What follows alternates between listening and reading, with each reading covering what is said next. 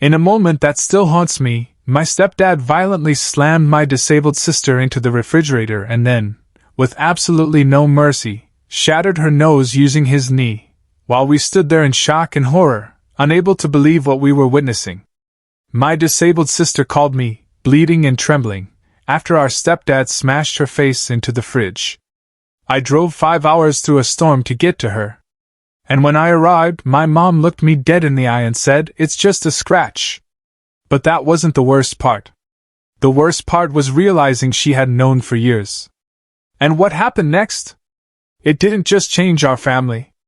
It destroyed everything I thought I knew about love, loyalty, and being a daughter. This is Kayla. It was 2:14 a.m. when my phone started buzzing. At first, I thought it was a dream, the kind where your brain tries to pull you back from sleep, warning you something's wrong. But the screen kept glowing, buzzing over and over. I squinted, barely awake, until I saw the name May. My heart flipped. She never called me this late, or ever, really. Not unless it was serious. I sat up, instantly alert, swiping to answer. "Kayla," she whispered. Her voice so faint I had to press the phone tighter against my ear. He threw me against the fridge. I blinked, still half lost in sleep. "What? Who did, May? What are you talking about?" She let out a shallow breath. "Randall." He snapped again.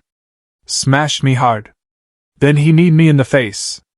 I think my nose is broken." I shot out of bed, already reaching for the light switch. "Where are you now? Are you safe?" "I'm on the floor, bleeding, crawling to my phone." Her voice cracked. He left the room. "Mom's here, but she's screaming. It's just a scratch, that I'm being dramatic." Through the line, I could hear our mother's voice, sharp and dismissive. "Quit whining, May. You're always trying to make people feel sorry for you." I couldn't breathe for a second. I stood frozen, the phone pressed to my ear, heart pounding in my throat. May had a spinal injury 2 years ago, a freak accident, a bad fall, then surgery that didn't heal the way it should have. She walked, yes, but slowly, carefully, and with pain. And when Randall got angry, which was often, she never stood a chance. "I'm coming," I said. "Stay put. Keep the phone near. Lock your door if you can." I tried. "The lock's broken." Of course it was. "I'll be there, May," I said, already pulling on sweatpants. 5 hours, maybe less if I push it. She tried to say something else, but the call cut out. I moved fast, grabbed my coat, wallet, car keys, slipped into sneakers. I scribbled a note to my neighbor Trina. "Emergency. Please check on Ellie. I'll call you soon." Then I tucked the note under her door and ran to my car. Outside, it was raining sideways. The wind howled like it was angry. Portland didn't get snow often, but tonight it felt like the sky was holding a grudge. I didn't hesitate. I couldn't. The guilt of not answering earlier, of not doing more before, it clawed at me. I should have pushed harder last time. When Randall threw her plate across the kitchen and it shattered at her feet, I told Mom. Told her he was dangerous. She told me, "He's just stressed. Don't make a scene." Now May was calling me from the floor. I got on I-5 South, driving faster than I should have. Rain slicked the road, but I kept going. Every bend in the highway was a new wave of panic. But I forced myself to focus. The memories came hard and fast. Mom used to be warm, kind, even, until she met Randall. He had this way of talking like a preacher, smooth, calm, calculated. People liked him, at least at first. But at home, he was a fuse waiting to blow. And Mom, she stood by him every time. When May got hurt, she needed help, someone to be her advocate, her protector. Instead, she got Randall rolling his eyes at her limp. And Mom sighing like May's very existence was an inconvenience. I gripped the wheel tighter. May used to be the bright one.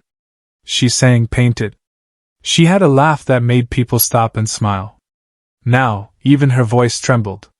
The rain turned icy as I crossed into the rural back roads near their town. My hands were cramping from the tight grip on the steering wheel. I took a deep breath, trying to calm the fire inside me, but it didn't cool. The sky started lightening, just a sliver of dawn cutting through the storm. As I turned onto their street, gravel crunched beneath my tires. I could see the porch light glowing in the fog. I parked, climbed out, and walked straight to the front door. Knocked once, nothing. Knocked again, harder this time. Footsteps shuffled inside. Then the door creaked open. Mom stood there in a bathrobe, arms crossed, her expression blank. "You didn't need to come," she said flatly. "It's already handled." I didn't say a word. I walked past her, straight to the kitchen, and froze when I saw the blood still staining the fridge.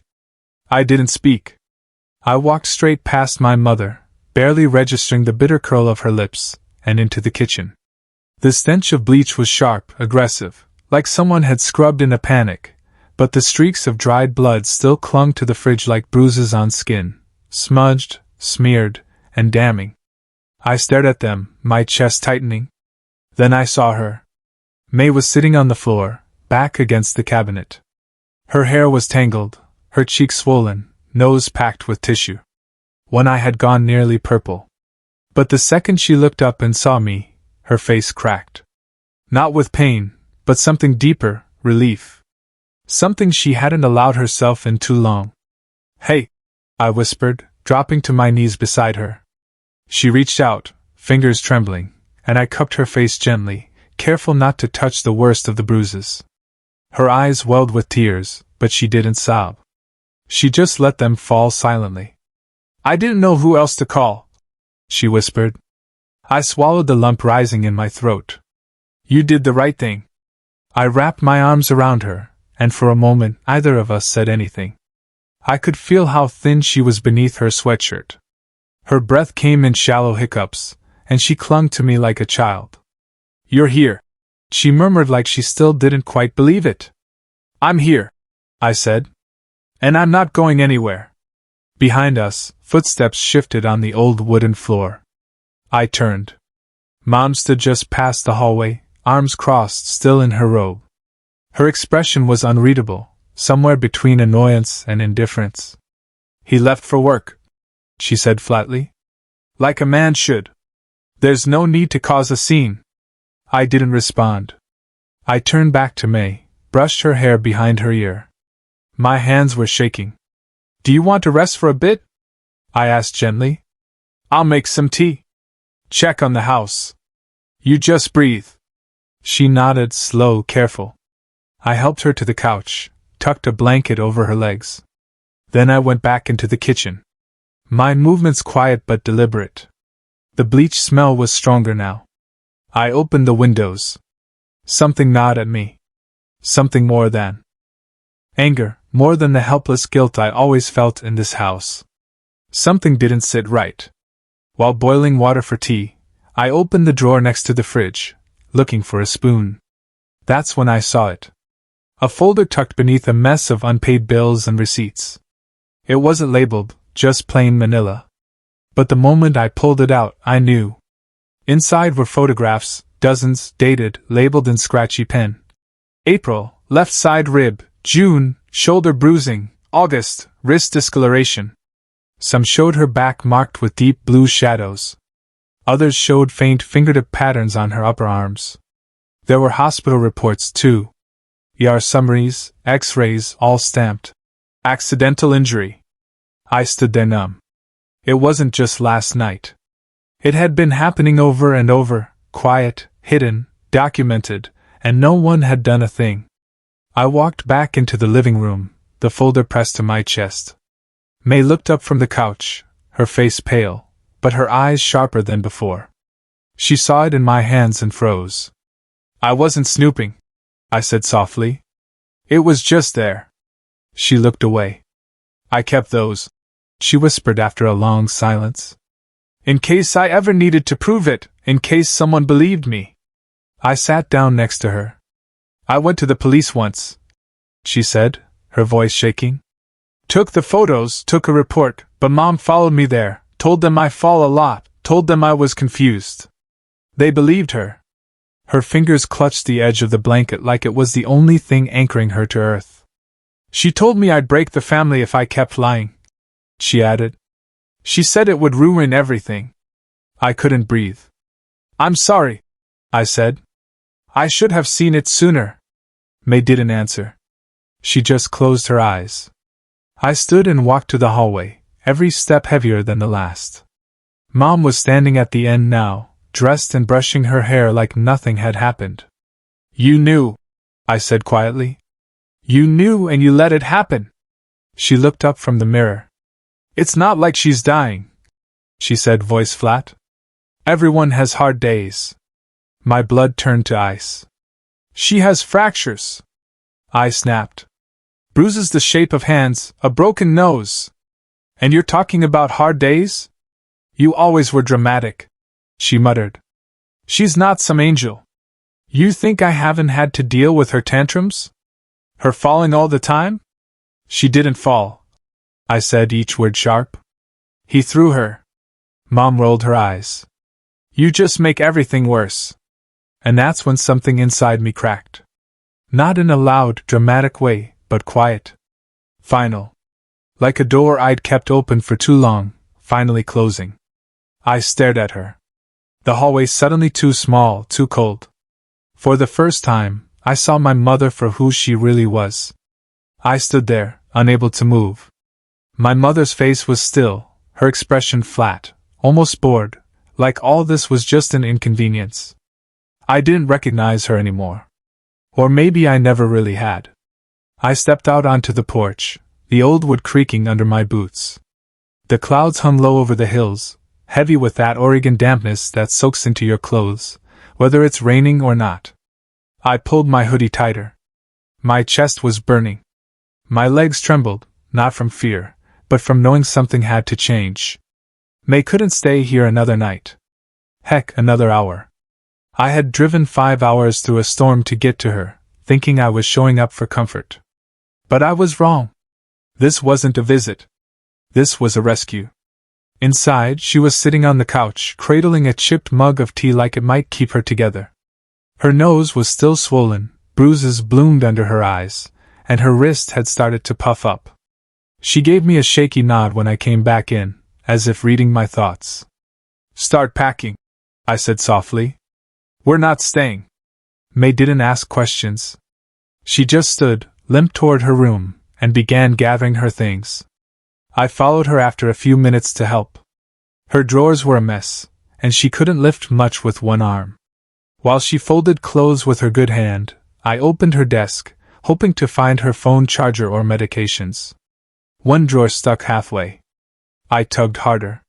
Something was jammed in the back. I reached in and pulled out a thick book. An old copy of Little Women, its pages carved out in a rough square. Tucked inside, wrapped in duct tape, was a phone. May? She froze, looked at the book in my hand, and sat down slowly on the bed. That's the backup, she whispered. Randall smashed the first one. Said girls like May shouldn't be texting strangers. She looked down, her fingers tracing the edge of the blanket. I bought that with birthday money I hid from Mom, just in case something ever happened again.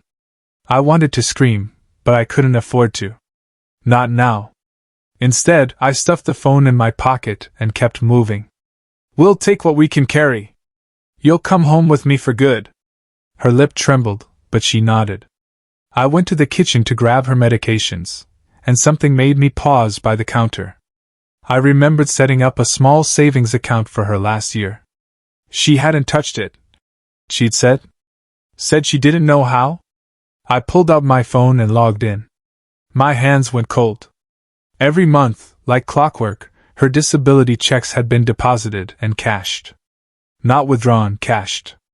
I turned to May, who had followed me silently. Did you use this account? She shook her head. Mom handles it. She told the people at social services she helps me. Said I can't be trusted with that kind of money.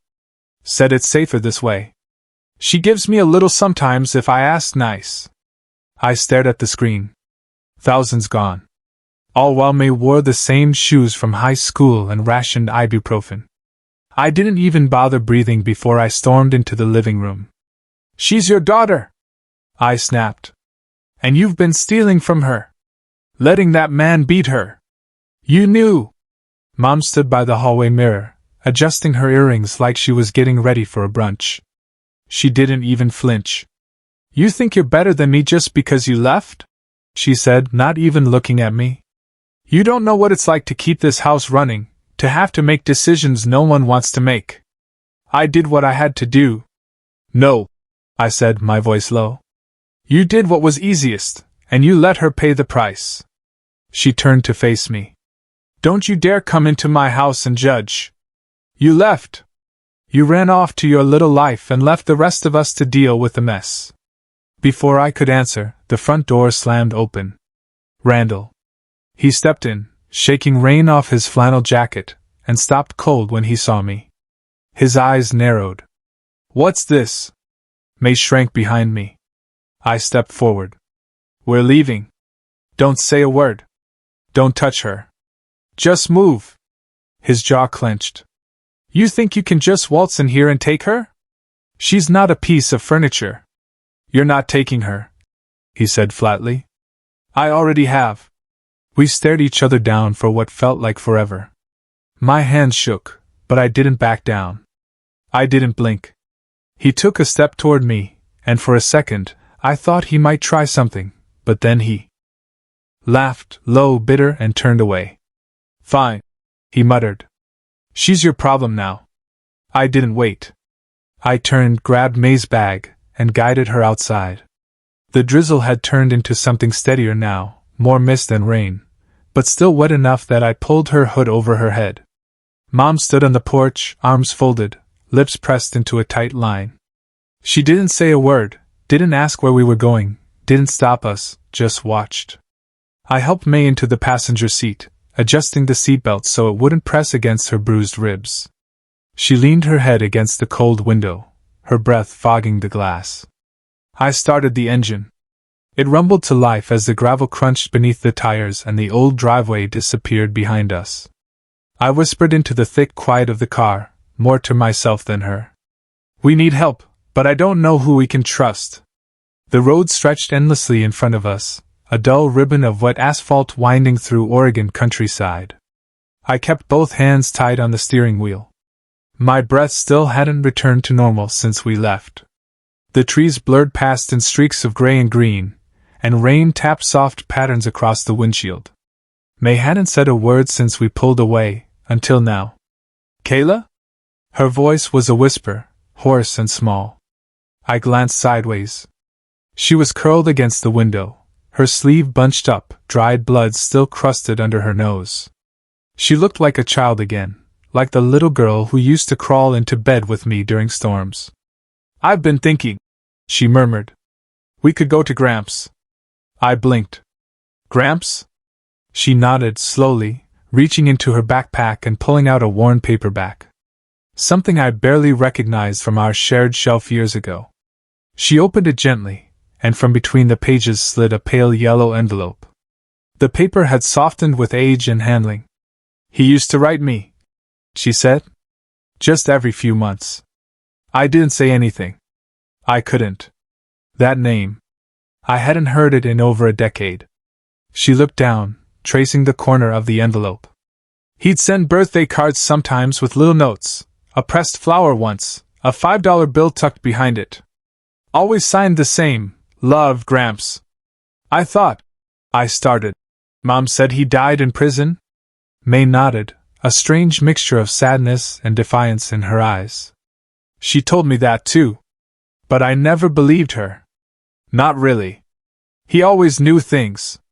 Like when I started physical therapy again, or when I got that scholarship you helped me apply for. He'd reference it, just enough to know he wasn't guessing. I pulled over. I didn't even realize I was doing it until the car was idling beside a grassy ditch, and my heart was pounding. Why didn't you tell me? I wanted to, but you were gone. And Mom would have lost it if she found out. She tore his face out of every photo we had. She called him that criminal and said he ruined her life. I leaned back against the seat, feeling the lie settle like something sour in my stomach. And all this time, he was still alive. May reached down again, pulling out a second, smaller envelope. This one's from a couple months ago. I kept the return address. She handed it to me, and I stared at the small block letters, Eugene, Oregon. Not even an hour from where we sat. I tapped the address into my phone. The signal was weak, but the route popped up 42 minutes, back roads mostly. He wasn't some ghost of the past. He was real. He was close. We didn't say much after that. I merged back onto the road, the rain now gentler, misting across the windshield. My thoughts wouldn't quiet. I kept replaying everything, Mom's cold voice, Randall's sneer, May's broken face. The more I pieced it together, the more I saw how deep the rot ran. We'd believed Mom, because we needed to. That's what kids do. You trust your parents like they're gods, until one day they're just people, and sometimes not good people.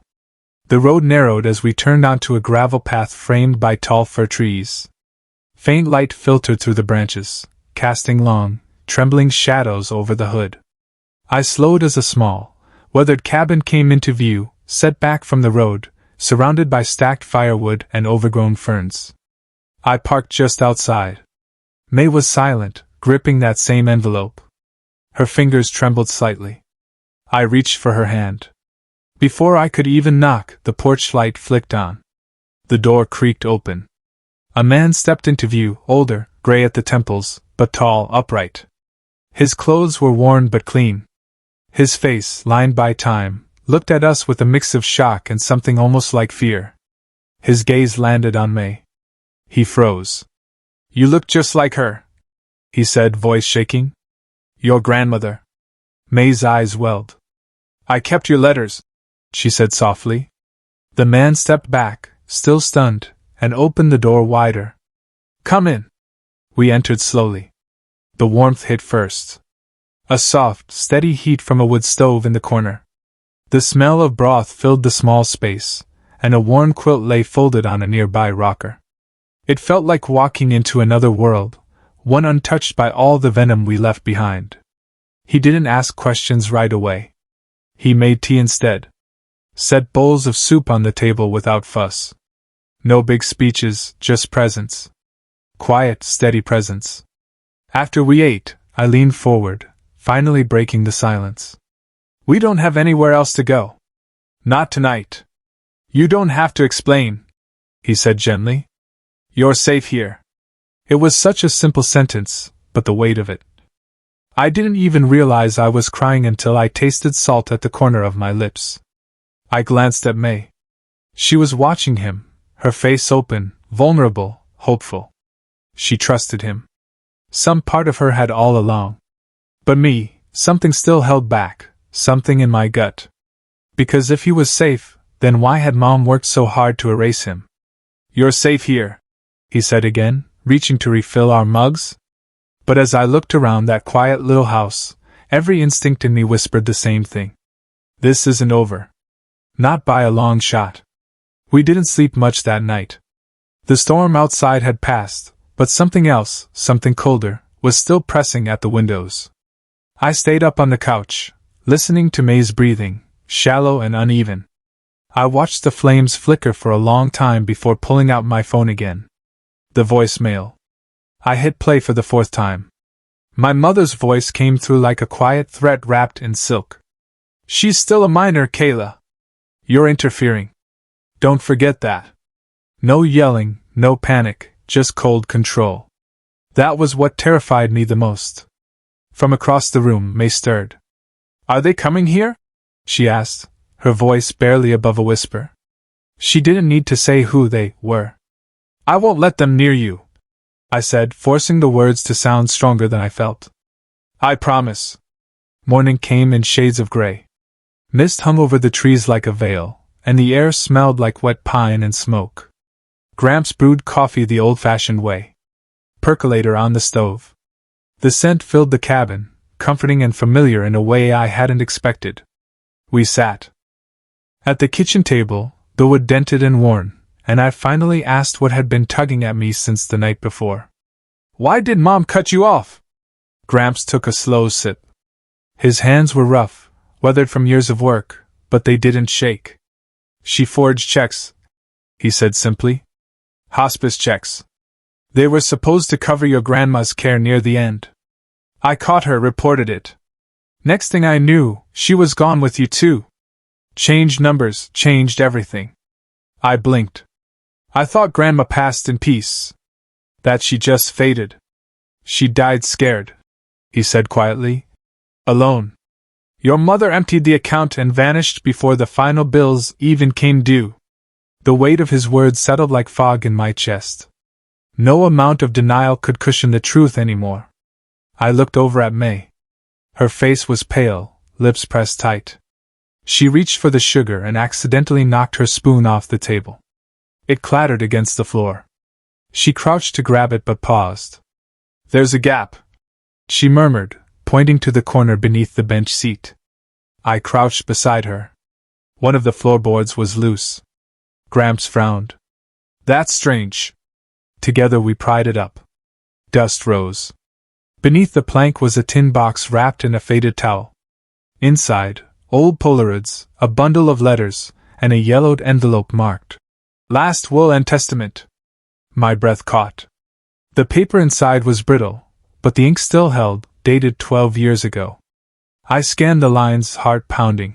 In the event of my passing, all property, assets, and holdings shall be equally divided between my granddaughters, Kayla and May. My name. Her name. In writing. I looked up at Gramps. His eyes were wide. I forgot I hid that, he said, almost to himself. Back then, I wanted to protect you, too. Your mom was never meant to get a cent. I snapped photos of every page, every signature. My hands steadier than I thought they'd be. If they try to take her back, I said, voice trembling with fire, this goes straight to the court. Gramps gave a short nod. You've got your grandma's strength. She would have liked that. Later, as we sat in the living room, the old clock ticking softly behind us, I started researching legal aid clinics in Eugene. I typed with purpose, every click grounding me in something real. I'll need proof of injury, too, I muttered. May's bruises. Her nose. Gramps opened a drawer and pulled out a boxy disposable camera. I took some shots last night. Old habit. I took it from him. Thank you. May shifted closer on the couch. I want to talk, she said, barely above a breath. To someone official. I'm tired of pretending I'm fine. Tired of feeling like if I say anything, it'll only make things worse. I looked at her, this girl who'd spent years shrinking herself to survive, and saw something new behind her eyes. Not just pain, fire. Before I could respond, my phone buzzed. Unknown number. I hesitated, then answered. A low voice, deep and gravelly. We know where you are. You have until sunset. The line went dead. I stared at the screen, then at the cabin door, which suddenly seemed far too thin. We need to go, I said, standing up so fast the chair legs scraped the floor. Now. Gramps didn't argue. He grabbed his keys. May clutched the camera to her chest like a shield. I grabbed the will, the letters, and the only thing that mattered more than evidence, my sister. We didn't pack. We didn't speak. We left everything behind. Just grabbed the camera, the will, and the girl who refused to be broken. We didn't wait. I threw the bag over my shoulder, tucked the old will into my coat pocket, and kept the camera close. May clutched my hand like she was still 6 years old. Gramps stood by the porch, lips pressed into a tight line, holding the truck keys out to me. We drove straight to the clinic. May leaned into me in the passenger seat, face pale and bruises now blooming in yellows and blues. She hadn't said much since the phone call, just rested her head against the cold window, watching trees blur past. Her eyes were glassy, but she hadn't cried. Inside the waiting room, everything smelled like bleach and stale coffee. The walls were covered in faded posters about flu shots and back pain. I checked her in, handed over her ID and mine, and we were told to wait. The nurse called her in within 10 minutes. I wanted to go with her, but May just whispered, I got this. I stayed seated. The camera rested on my lap. I kept one hand around it, tight, like it was a lifeline. Through the glass window behind the counter, I saw Gramps still in the truck, engine running for the heat. His silhouette leaned back slightly, arms crossed. I knew this was all too much for him, but he came anyway. That meant something. I stared at the second hand of the clock until I felt someone step into the room. Heavy boots, slow, intentional. I looked up. The man standing in front of me was about 6 feet tall, built like an old lineman gone soft with time, gray mustache, uniform, sheriff badge on his chest. "You?" he asked, voice smooth, like he was chatting over pie and coffee. I nodded. "I'm Sheriff Wallace. Mind if we talk a sec?" His tone was light, almost friendly, but I could feel something underneath it. That off-note people play when they're pretending too hard. He didn't sit, just stood a little too close. "I know your stepdad. Hank and I go way back. T-ball days, you know." I looked him straight in the eye. "This isn't about baseball." His smile twitched. "Just wanted to see what all the noise was about. Your mom called us early this morning. She's concerned. Said you might have, taken May without consent." "She called for that?" I folded my arms. "Not for the broken nose, the bruises, the fact that May crawled to her phone to call me because she was afraid he'd kill her?" His eyes didn't flinch. "Look, kiddo, I get it. Families fight, and sometimes kids say things that sound worse than they are. Maybe she got hurt tripping over something and didn't want to get grounded. I mean, she's still technically a minor, right?" I stood up. "She's 17, and that kid happens to be terrified of going back." He shrugged. "Just saying. Stirring things up might bring Child Protective Services into this. If it turns into a custody thing, they don't always leave kids with siblings. Might end up in foster care, and you don't want that." I felt something cold rise in my chest.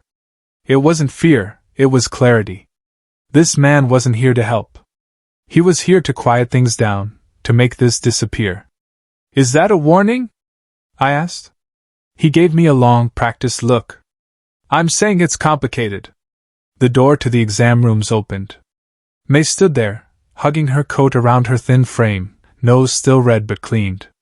She must have heard the last few words. Her face went tight, jaw clenched. "I'm not making it up," she said. Voice low but steady. "He did it. He's done it before." Wallace turned. "Sweetheart, no one's saying you're lying. When I was 11, May cut in. He broke my arm. Mom said if I told anyone, I'd get taken away and never see her again." The room froze. Even the receptionist stopped pretending to type. The sheriff looked at her, then at me. His smile was gone now, just silence. A nurse came out behind May, middle-aged, blonde, wore tired eyes and good instincts. She put her hand on May's shoulder gently. "Sheriff Wallace," she said firmly.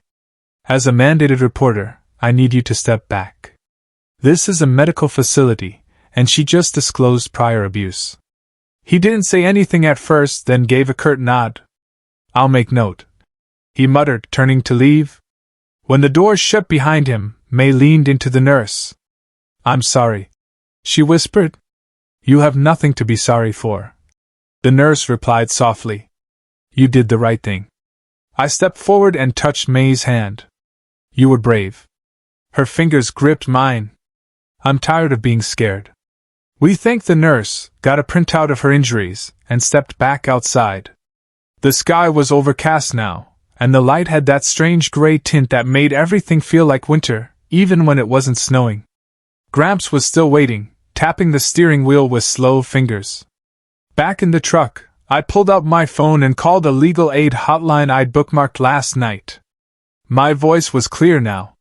No tremble, no second guessing. "Yes." "Hi," I began. "My sister was assaulted. We have photos, medical documentation, and an old will that confirms our standing as heirs.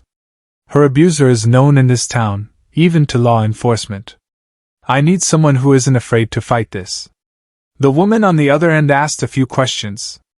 I answered each with a calm I didn't know I still had. Next to me, May exhaled slowly, curled into a ball beneath her jacket. I'm proud of you, I whispered.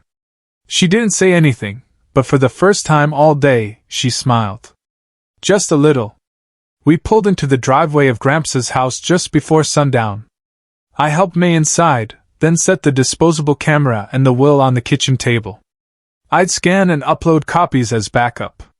Gramps turned on the radio softly, something low and crackling. Old blues drifting through the living room while May dozed off on the couch under 2 blankets. I checked the windows, locked the doors.